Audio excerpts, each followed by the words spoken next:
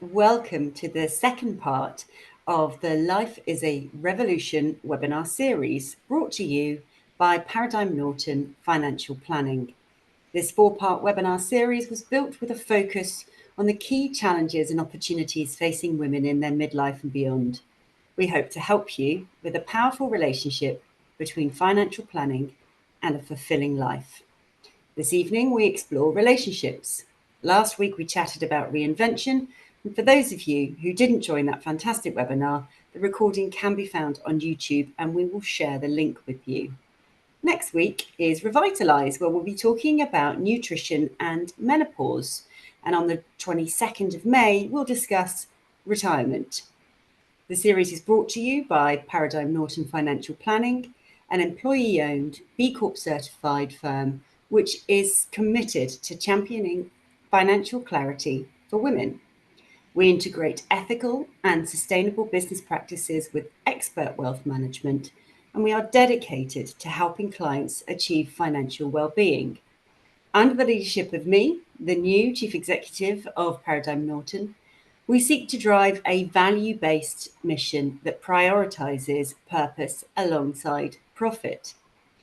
Now, some of you may be expecting to see the brilliant Carmel Dickinson here this evening, but sadly she's been struck down, I tell you, with a norovirus. So I've stepped in to do this webinar. I do have a little bit of housekeeping that I just need to run through with you before we get started. We'll be doing questions at the end of the chat, so please do add your questions when they when they occur to you in the Q&A section, and we'll try to get to as many as we possibly can. The event is being recorded, so please be aware that if you do share your name on the question, it will be available on YouTube. You can choose to pose the question anonymously, which is absolutely fine. The recording will be shared with you after this evening, as will all of the panelists' details. And I just want to remind you that the content of this webinar is for information purposes only and does not constitute financial advice. Please seek independent financial advice before making any decisions. The opinions discussed are those of the individuals only and do not necessarily reflect the views of the organisation. So, as relationships evolve in mid to later life, women face many opportunities and challenges, whether it's navigating a divorce or tackling the financial implications of a shared life. This webinar explores how to cultivate meaningful connections whilst planning for the future. And to help us have this discussion, we have two wonderful panelists. I'm going to ask you both to introduce yourselves. Deborah, if we could start with you. Yes, thank you very much. So I was a family lawyer for more than 30 years in the city, and I specialised in divorce and the financial consequences on divorce and all related matters, children's issues, financial injunctions, also cohabitation issues and preventative measures such as prenups, postnups and cohabitation agreements. Then I retired from private practice, although I retain a strong link with the firm that I was last with. And I now have a small psychoanalytic psychotherapy practice where I look at more of the emotional issues relating to relationships. So you are a perfect panelist to have with us today. And Sally, if you wouldn't mind introducing yourself. Yes, Sally Matthews. I'm a financial planner for Paradigm Norton. I've worked in financial services for probably about 25, 30 years now, 15 years of which I have been advising. And some of the families, the families that I look after have known me for as long, around 15 years. So I've worked with people who've introduced me to their significant others, who've got married, sadly got divorced, who've lost partners. We've gone through all sorts together. Wonderful. So again, a perfect pair in this webinar. So a financial journalist once stated, the biggest threat to your wealth is the partner sleeping next to you in bed, which I guess is not that unusual for life partners. Whilst it sounds quite negative, it mustn't be that unusual for partners to have different approaches to money. how we behave around money is a very personal thing. And I can imagine plenty of scenarios where that might clash between two people who've decided to set up home together. And then I guess it's not that surprising that Relate have released statistics saying that 1 in 10 people argue with their partner about money, debt, or finances at least once a fortnight.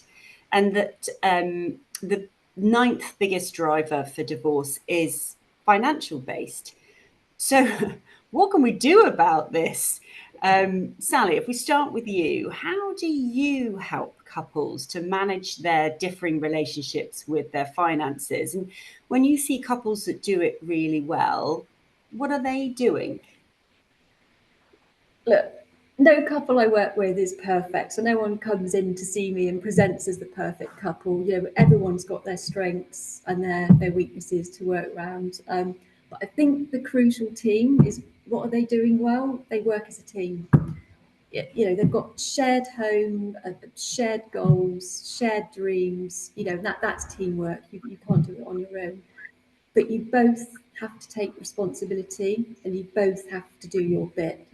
So the people that, you know, work really well as a couple, they don't shy away from difficult or uncomfortable conversations and prepare for the worst. And they ask for help, you know, when needed, and that may mean calling in on professional help. And having a financial planner in the room, it helps in the way that I can ask those awkward questions. If you think about it, it can be quite confronting for couples to have those conversations with each other and think about, you know, the unthinkable. What could go wrong? Death, illness, relationship breakdowns, and you know, they may already be worrying about these things, but don't know how to broach it with each other, or ask the questions, feel too embarrassed, worry about the partner and what they think their motivations are behind asking all these sorts of things. So I can sort of come in and do the dirty work for you and ask those confronting questions. And then what that does is that then you as a team are answering to me those awkward questions rather than potentially triggering each other. Classic situations that I might come across, couples perhaps who are on their second relationship and they've got their own families to financially protect as well as protecting each other. You need to balance that. So those are all sorts of things that we think about. Yeah, I was chatting to one of our female clients the other day, and she was saying the brilliant thing, she really looked forward to coming in and talking to us, because actually she said, I have conversations in the room with my advisor at Paradigm Norton that I never have outside in my own home. So yeah, it must be a very interesting place to be in the middle of that, Sally, and not always that comfortable, I guess. But well, particularly for women. Say that again? No, I was just carry on. And for women, if we're in a relationship where perhaps the power dynamic is uneven, or perhaps we're a saver and they're a spender, and you know, I've got 3 daughters, and I always say to them, you know, always maintain your financial independence. I'm pretty fierce about that, and I think it's really key for anyone. The return on investment of having your own financial security, I don't think can be overstated. But what does financial independence actually look like in a relationship? Another one for you, Sally.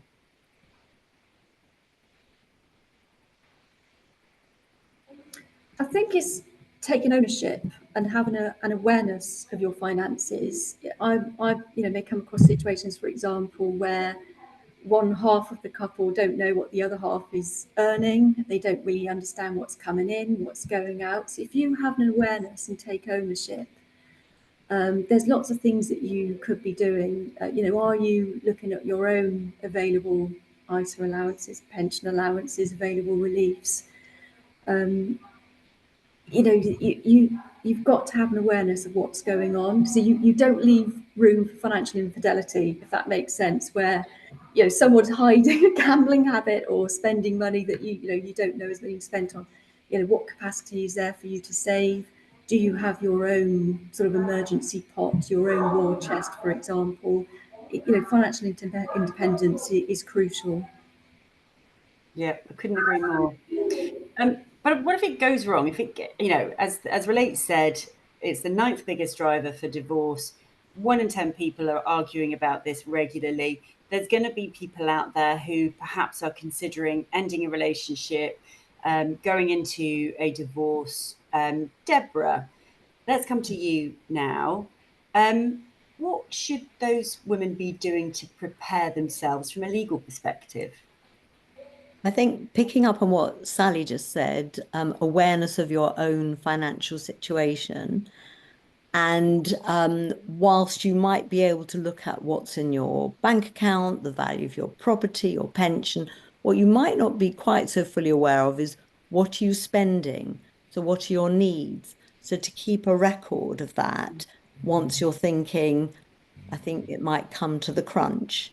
And then the other thing is to think strategically, because maybe now isn't the best time to go for that promotion or the new job, because your lawyer will want to argue a particular way.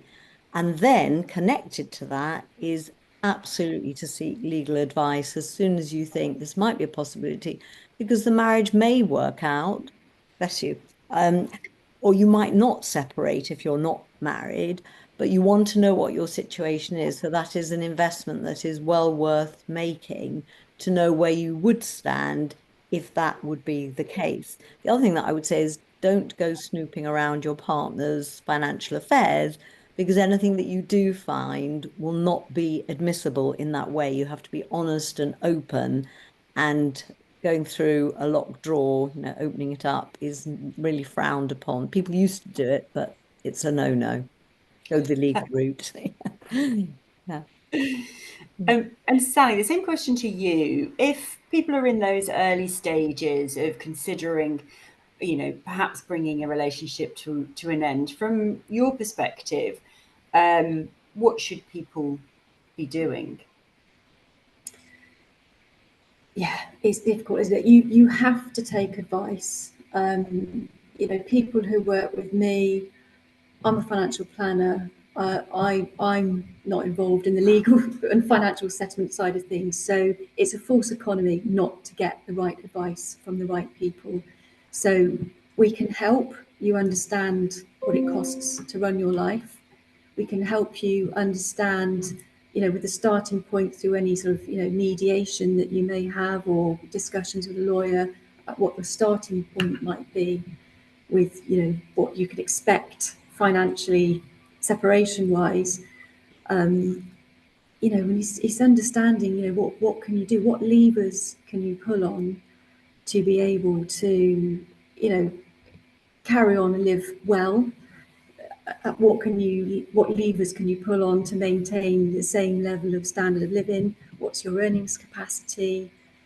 Do you need to sort of modify your expenditure? Do you need to work for longer? Understand, what it costs to run your life. Yeah, and that question of how much is enough actually is a really difficult one to answer by yourself, isn't it? So getting a bit of help around that is going to be important. And just a reminder for people that if they have any questions, pop your questions in the Q&A and we'll get to as many of them as we can. Moving away from divorce and talking about losing a partner in a different way. So if anybody does suffer the loss of a partner through death, Deborah, can you help us talk through a little bit what we might need to think about in terms of wills or any legal preparation that might support us if we do end up losing a partner because they've died? Mm-hmm. I must say, sort of caveat this, that I'm not a wills specialist. I dealt with divorce, but I work very closely with the wills and trusts teams. And I think it is so important to have a will, because you are setting out your testamentary wishes in a document. I think there's a misunderstanding that your estate would automatically all go to your spouse if you don't leave a will. That's actually not the case. There's a statutory sort of limit, and then the rest would be in trust for children. And I don't want to go into the details because, as I said, I'm not a will specialist.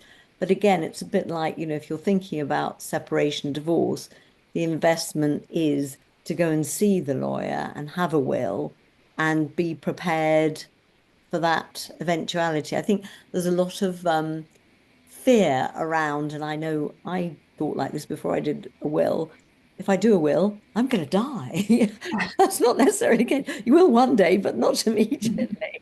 And the other thing is to do an enduring power of attorney, because so many of us are living much longer these days, but don't necessarily have mental or physical capacity. So you want to think about who would manage your affairs if that was the case. So I think, again, it's about preparation and thinking about what you can do to look after yourself.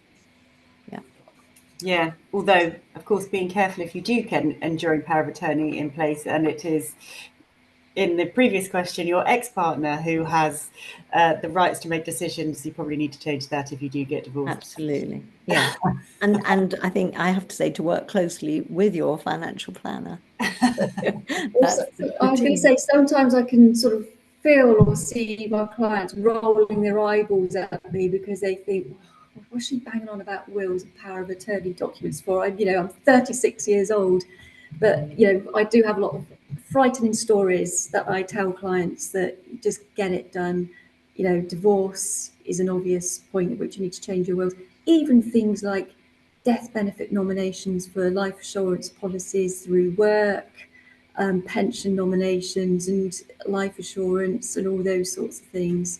For God's sakes, we've seen things go wrong and people not dot the I's and cross the T's and that type of stuff. So just get it done. Do your housekeeping.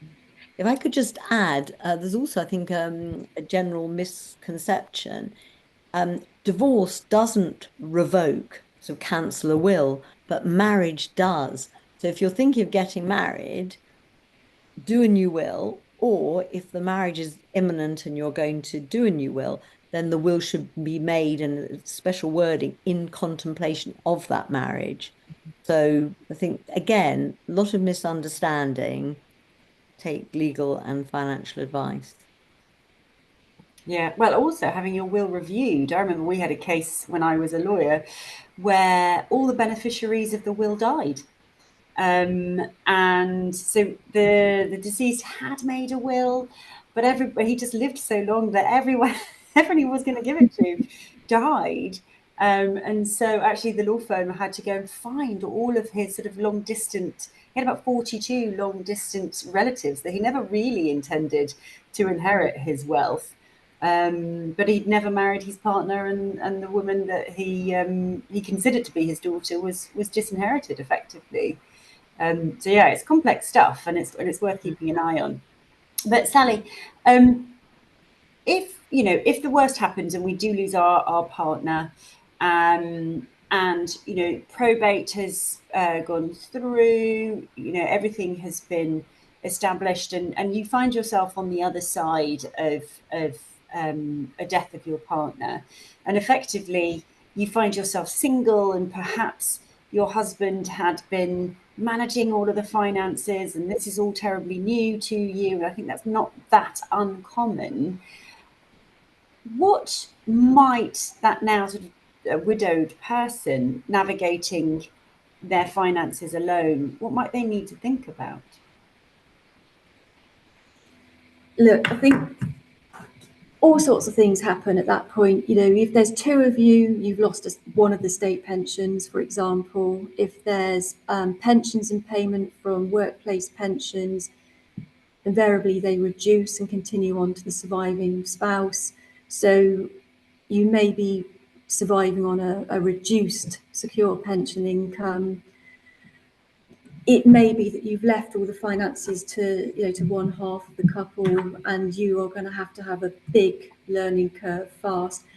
I mean, taking a step back, I would probably try and do all the groundwork first as a couple, and think about what does life look like for the surviving partner.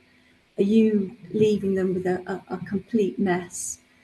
Is there stuff you could be doing together and preparing? It's a rather crude phrase, but I call it death cleaning. And I'm doing some of this with my parents at the moment. They've got 47 different individual shareholdings worth diddly squat all over the shop with God knows how many different registrars. You don't need 15 cash ISAs. We're trying to work through a process where we're keeping things tidy, consolidated, simplify things as much as possible, and think about the person who's going to be left, think about the executors, and what can you do for them, basically. So there's all sorts of things you need to think about.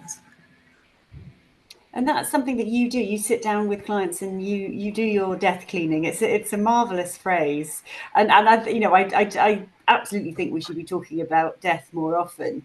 But is that what you do with every client? Yeah, it's a horribly taboo subject, isn't it? And some people are happy to face these types of conversations. It's difficult, isn't it? It's quite triggering. It's emotional for people, but I think if you're driven by, I want, the surviving partner to be well looked after, to make life as simple for them as possible. Do they have enough money? Bearing in mind their income may reduce because of all the sorts of things I've talked about. Have they got enough? We can answer all those questions before the event, and we can do a hell of a lot of tidying. I always think less is more. So if you can streamline things, simplify things, think about the executors who's likely to be your spouse, your children. Think about their emotional state, trying to deal with an absolute dog's dinner of financial affairs.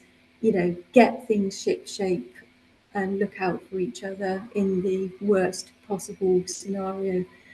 And we do all this with people. It's very much part of our service. Such great advice. So, Deborah, with your therapist's hat on, how do we cope when we lose a partner, whether it's through death or divorce? And what emotional signs should we be looking for if we're really not coping? Well, I think it's important, again, to see a professional if you feel that you're out of control with your emotions. And whilst I think friends and family can be so supportive, you have to remember that they've got their own lives, and you might want someone who's got sort of perspective, who hasn't got an angle, who will be that listening ear. Because I don't know about you, but often if you talk to someone, they'll have their opinion and they'll want to sort of make that known to you. And sometimes actually you might just want to sit down in peace and quiet and reflect yourself where you're at. One thing that I did want to add, having been a family lawyer, is please don't use your family lawyer as your counsellor or therapist, because it can be hugely expensive.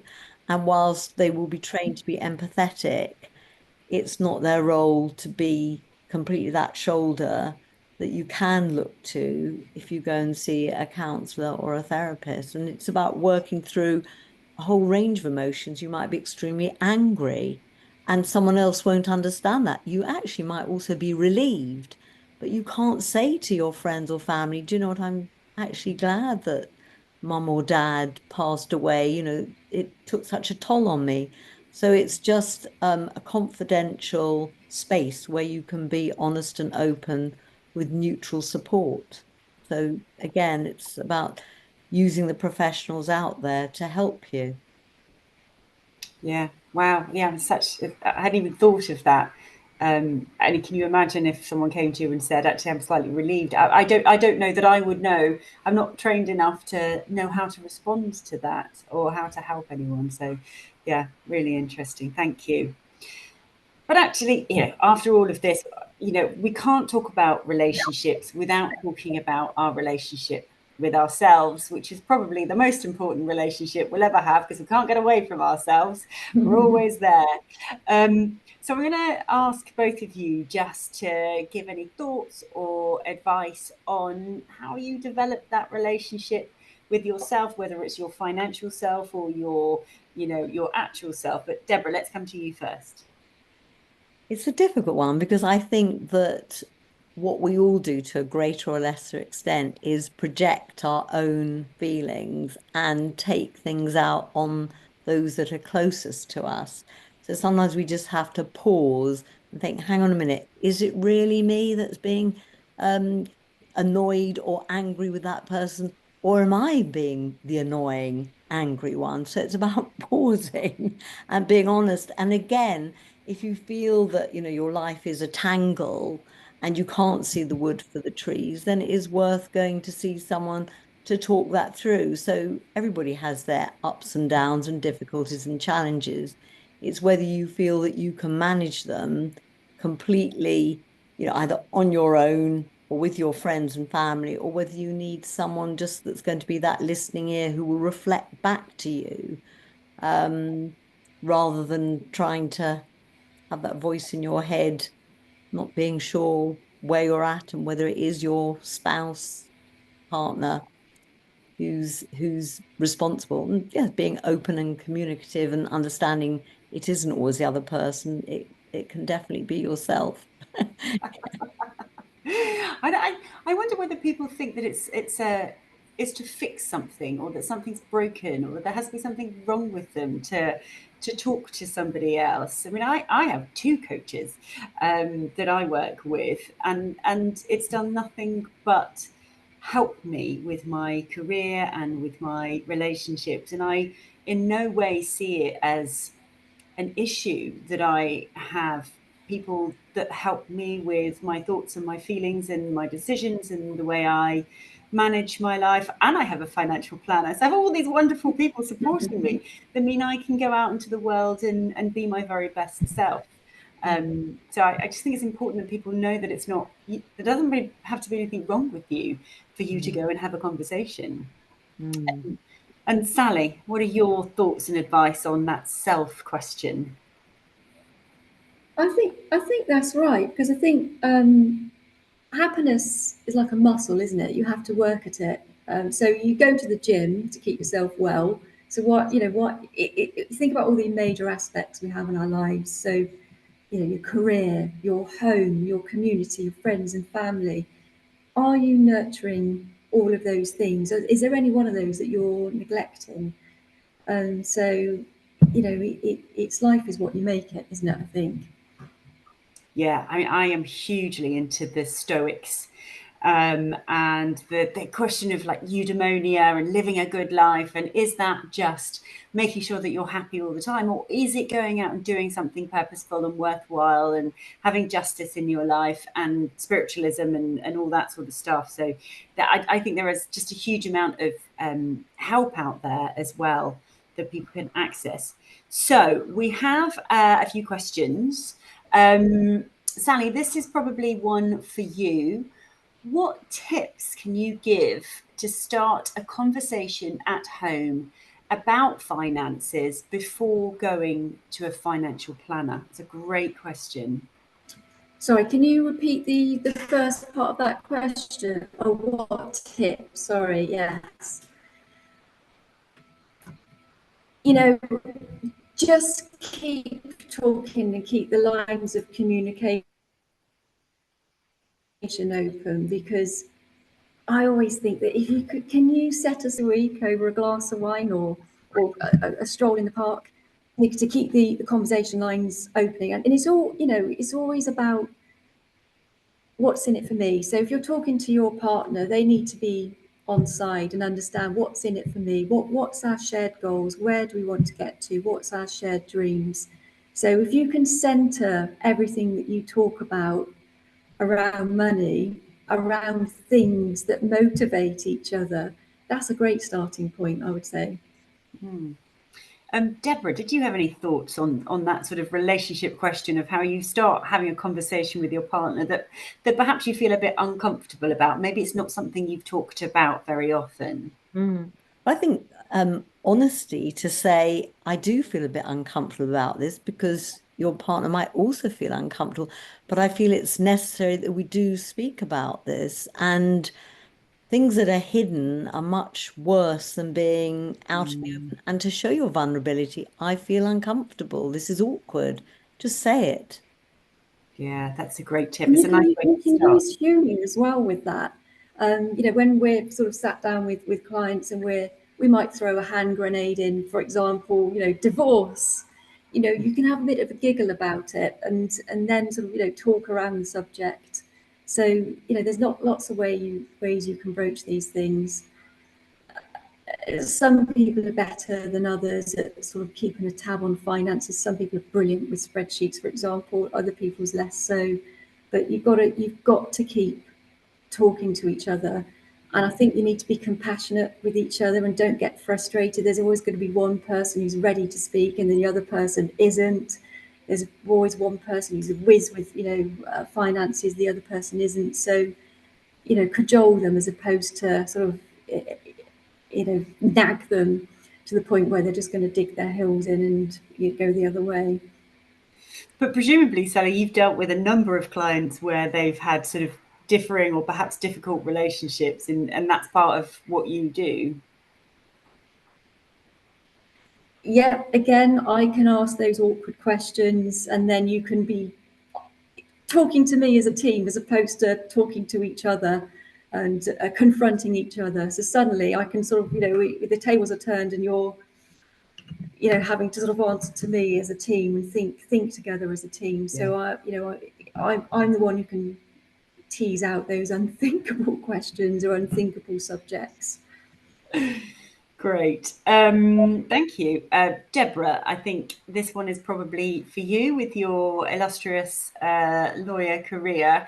What are the most common issues, if there are is there a theme that you come across when a couple is going through a divorce? So I think this question is not why do people get divorced, but what are the themes that or the issues that you come across during that divorce? I think in all my years, I think it's very, very difficult for people to maintain perspective. So they will argue about money, chattels, certain issues without realizing that actually, however many times the lawyer will remind them, this is costing you more than perhaps what the asset is worth. You know, sometimes you just have to let go. If you're going to argue about the cutlery and the sofa, I used to say, you know, it would be better if you just take that money and go to John Lewis and buy a new one. Please don't give it to the lawyer. So it is about maintaining perspective. And as I said, to have someone in the background, whether it's a therapist, a counselor, a good family friend, relative, that will sort of hold your hand and say, hang on a minute, is this worth fighting over? So it's about maintaining perspective because emotions are so raw, it is so painful, but don't take your hurt out on the other side. I mean, obviously fight for, you know, your rights, whether it's over children or share of assets, the appropriate amount of maintenance and so on, but don't lose sight of the bigger picture because you still sometimes, certainly if there are children, need to maintain a relationship with the other person. And you don't want to find that you've absolutely destroyed it to their detriment, and in particular the children's detriment. Yeah, I mean, I am divorced, so I've been through that, and I have 3 children, and I do remember it did feel much easier in the moment to react, but actually, my ex-husband and I we agreed some rules between us. We worked with a therapist, and we agreed some rules between us. And that was really, really helpful. It was really helpful to have the therapist on side and rules like we don't talk bad about each other, particularly to the children. And if there's an issue, we raise it with each other. And it was hard. It's hard, but it was a really, really good thing to do. And it meant that it never spiraled. It never spiraled out of control. We always maintained as you say, that sort of level of distance from that very raw emotion. So yeah, I couldn't agree more, having been through that myself. It sounds like you were very sensible. Not everybody is like that, unfortunately, but it helps if they are. It helps them. Yeah. Okay, so I don't know whether you're going to be able to answer this one, Deborah, so just let me know. It's a relatively complex one where somebody is the main breadwinner and considering a divorce. And they are also going to be the person that looks after the children post-divorce. This person is expecting a sizable inheritance. I don't believe they've received it yet. They are expecting it. It is an expected inheritance part of a divorce settlement. Is it included in those assets or is it not included? It's a bit like a GP's answer and a lawyer's answer. It depends. Okay. Inherited assets are often dealt with separately and out of the equation unless they've already fallen in the pot. But this sounds like it's not yet expected. I'm assuming the person has passed away, and so maybe the probate hasn't yet been. I don't know. Yeah. But the important issue is, would a court need to resort to those assets to meet needs? Because above everything are needs. You can have fine arguments about contributions and income and earning capacity, but it's what do the two separate parties, once they're separated, what are they going to need? If there's enough money to go around by dividing what's in the pot without the inheritance, there's more prospect. And obviously, I can't give a specific answer because I'm not advising this person. They would have to take independent legal advice, etc. But if those needs can be met, there's a much better case to keep those inherited assets out of the equation. And I have been successful in those circumstances. And the important thing is also not to have mixed any money from that source. So absolutely take advice, often stand your ground. You might be able to make a concession if you have to for a proportion and so on. So difficult to answer it exactly as you said, but that's some principles. Excellent. Thank you. Thank you. So there's a great question here, which each of you can contribute to. And I completely understand this person's feelings around, gosh, how do we even start engaging with either a therapist or a financial planner? It just feels like a huge step to do either, and out of most people's comfort zones. Of course, when we sit on this side of the desk, we think, oh, you just call me up and we'll make an appointment and it's all fine. But if you've never engaged with a therapist, if you've never engaged with a financial planner, what are the steps? How would you even go about doing that? Sally, why don't we start with you? Be brave. There's lots of things you can do. One thing you can do, for example, is financial planning week. And there's a week of every year when you can go around in a week and you can just have a free session with someone, as many people that you want. Most firms also offer an obligation-free chat with you. So it's a little bit, I can imagine, it would be a little bit like trying to find a good therapist. You know, look around different firms. If anyone you know, can they recommend someone that they get on well with? Have that no obligation chat with someone.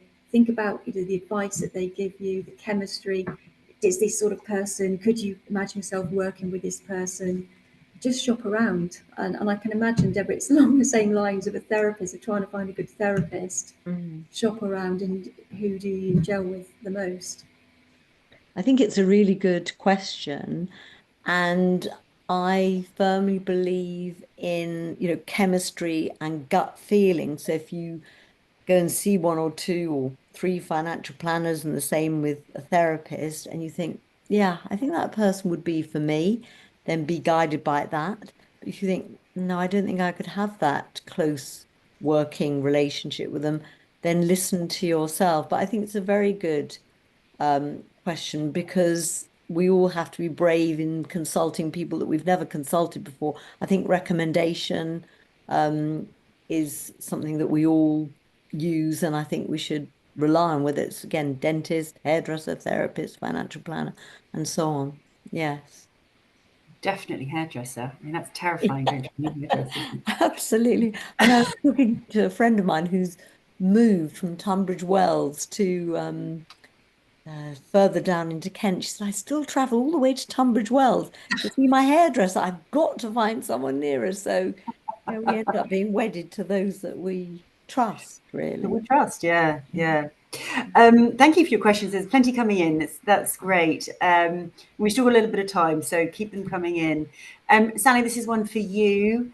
This person's mother is in her late 80s and her health is failing.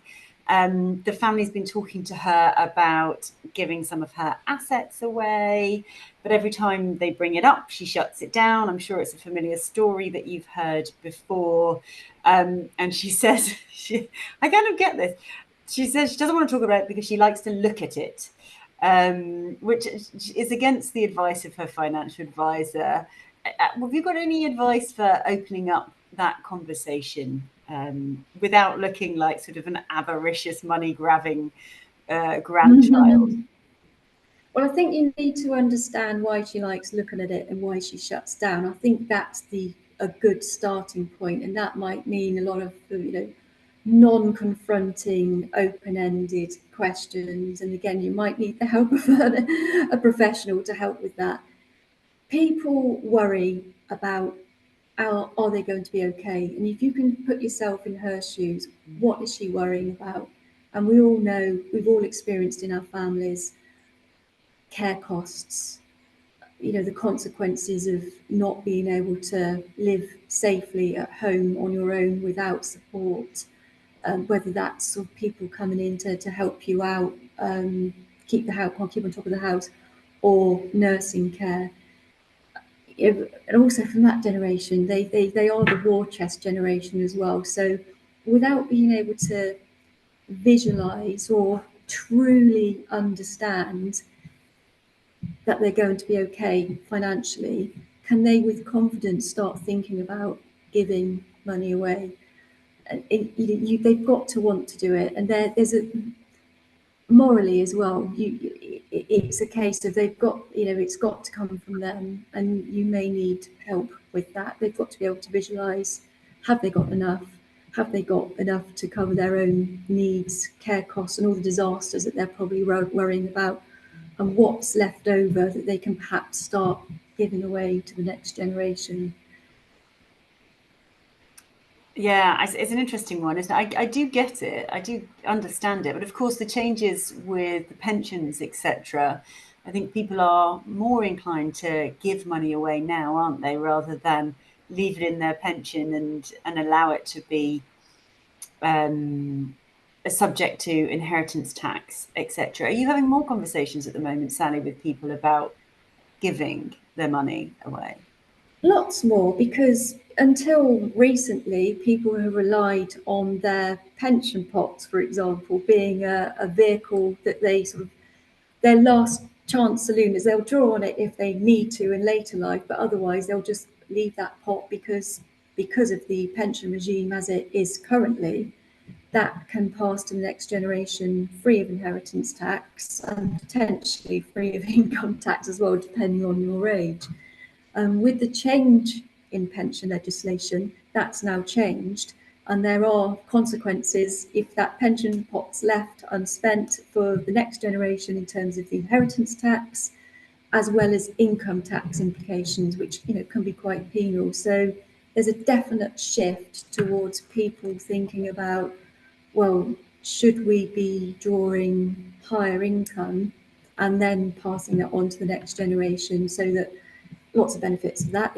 No one's going to complain about fast tracking your wealth to them in your lifetime, when they most need it, rather than waiting for you to eventually die. You will have also enjoyment of seeing that money being spent in your lifetime on things when it's most needed, school fees, home extensions, upsizing your home for a growing family, all those sorts of things. So there's a definite shift in people squirreling money away to giving money away. But you've got to balance that with your own financial well-being. All these sorts of things that we need to think about. We just talked about care costs.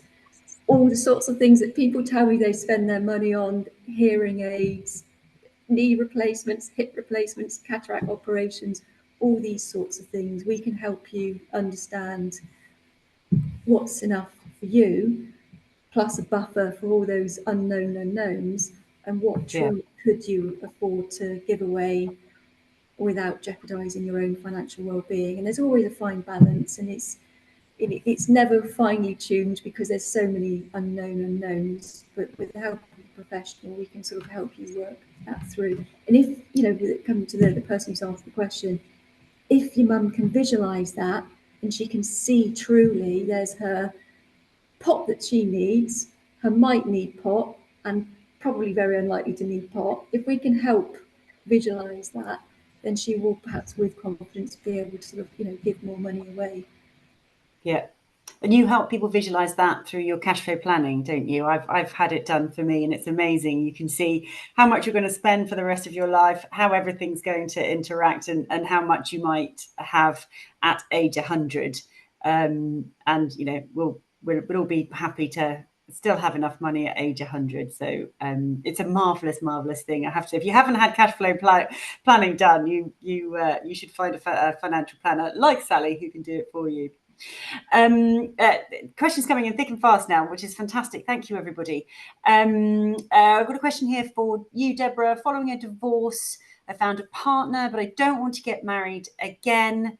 I'm cohabiting. Am I shooting myself in the foot? That's a really good question. The answer is you might be, and it's not one that somebody wants to hear, but I would again take advice, because you've got to think about the property that I'm assuming might be owned by one partner and not the other. There's no such thing as a common law spouse, so you won't automatically gain rights. But if you start contributing towards the mortgage, to major refurbishment and so on, that person might be able to argue that they have a claim. So always good to have a cohabitation agreement. You should think about wills, whether there's any potential sort of stepchildren involved. What do you want to do on death? Will you want that partner to stay in your home? So there is a whole minefield, and it isn't, I actually think that divorce is more straightforward. So I think that it's important to take advice, and also very costly to argue cases in relation to cohabitation and property rights, because it's less clear cut. So maybe not the answer that somebody wanted to hear, but very straight, sort of hard-hitting, maybe unpalatable, but sensible advice. Take advice. Yeah. It's what you wished you would have done. I was going to add to that, to say, learn from experience and don't make the same mistakes twice. So if you, in your first relationship, you haven't been having those difficult conversations and open and honest conversations talking around money, if you don't have a visibility of what your partner earns, what your earnings, what that money is being spent on, where's the money going, all those sorts of things, just don't fall into the same traps and have those conversations. Because whether you like it or not, what you spend your money on impacts on you as a team, as a couple. And it's not about judging each other, and it's about making compromises as well, but just have the conversations. Yeah. Oh, and it's not so easy to have conversations, but I think you're absolutely right. I think you just have to bite the bullet and take a deep breath and say, as Deborah said earlier, I feel a bit uncomfortable about having this conversation, but I really think we should. It's a great way to start that conversation. It's a really interesting question here, and I don't think we'll be able to answer it completely, because there's all sorts of things here which might involve some legal advice. And so the advice is always going to be, go and get some advice. But really interesting, I don't think this is that unusual. We've got somebody who took their father into their own home in his old age. They've been looking after him and caring for him, etc. they have siblings, they don't know what the will says, the father doesn't want to talk about the expense of being in this person's house, the siblings don't want to talk about the expense. It's all very nice to not have to talk about it, but this poor person is taking on all of the overheads of an elderly parent. So Deborah, do you have any advice for this person? And then Sally will come to you. I do. And I'm sort of going down a slightly different line. Something that we haven't mentioned is mediation. So he or she could speak to the family members and say, this is a tricky situation. I feel uncomfortable and I don't want it to raise awkward feelings between us. I'm wondering whether we could have an independent person. I don't want to necessarily see a lawyer. I mean, one could do that. But if we saw a mediator, perhaps we can have someone who will look at it and help us in a more neutral way to facilitate that conversation, to see what might be fair.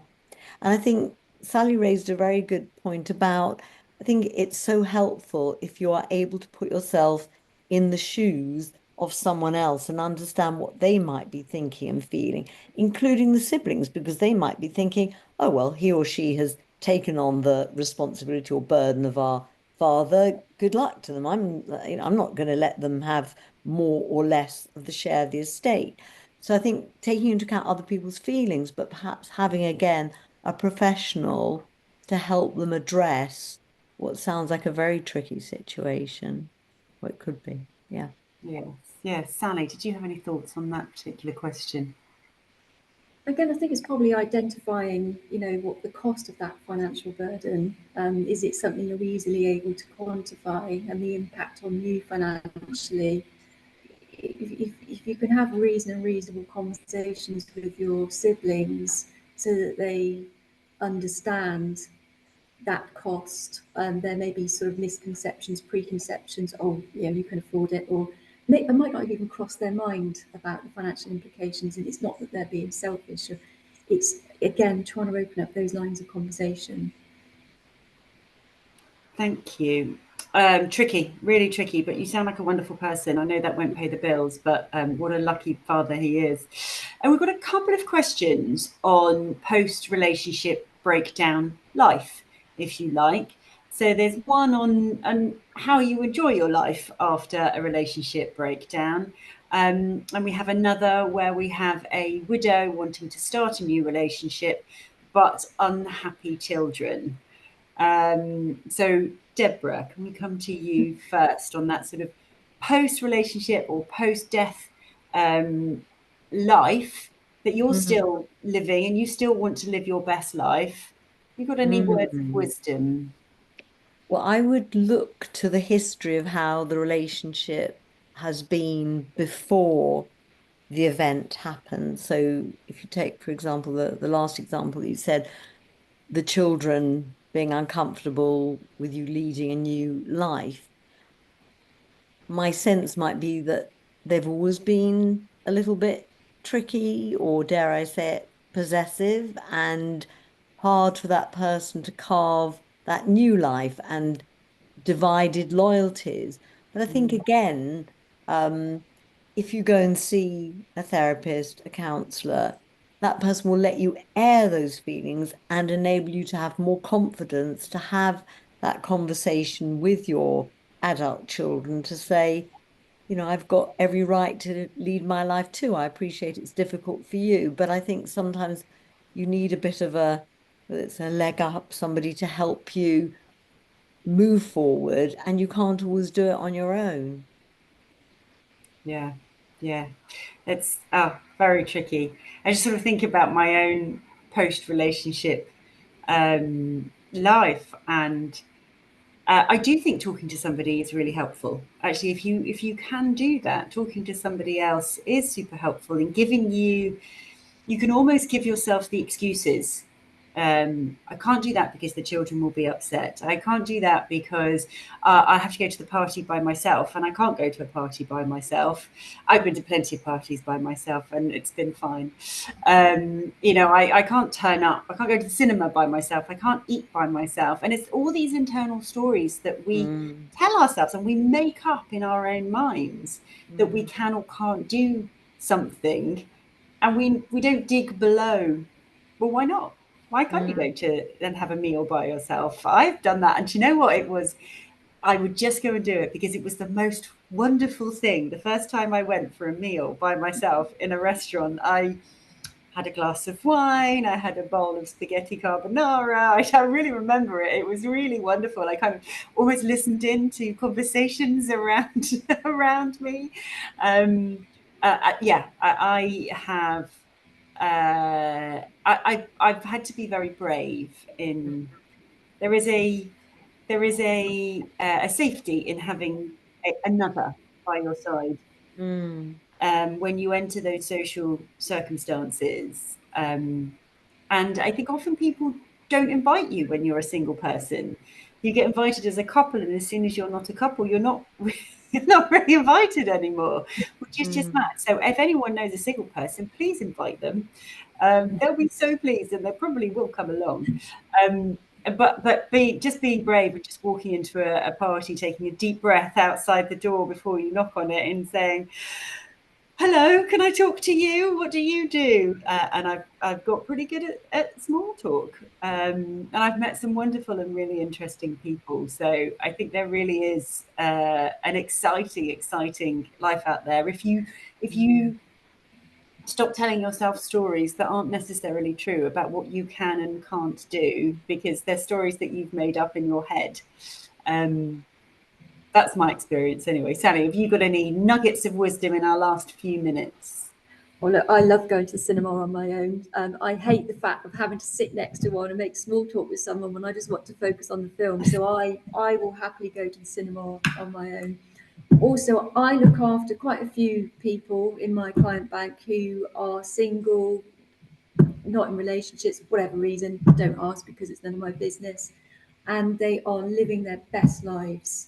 So, they're well traveled, they're very interesting, great careers, great network and community around them, lots of interests, lots of, great, interesting life plans. And also, unfortunately, looking after couples where one's left behind, and I've seen people reinvent themselves and have a great second act. So, yeah. Well, I think on that wonderful and positive note, we will bring this podcast to a close. We have been asked for any book or podcast recommendations, but I think what we'll do is we'll go away, we'll think about that.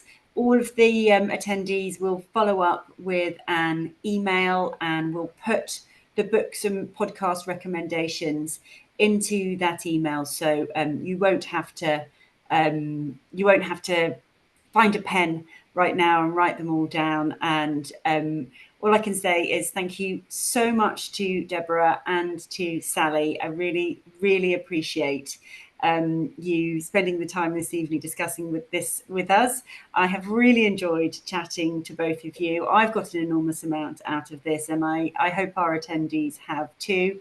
And we'll just say good night to everybody, and thank you so much.